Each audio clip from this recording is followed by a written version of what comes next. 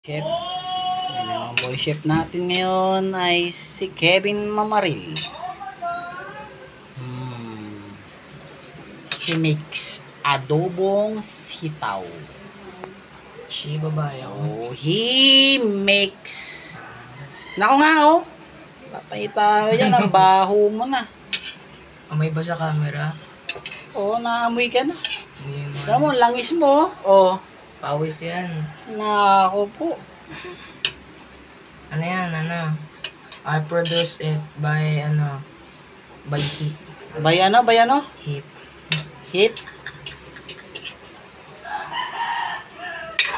Wow. Not delicious.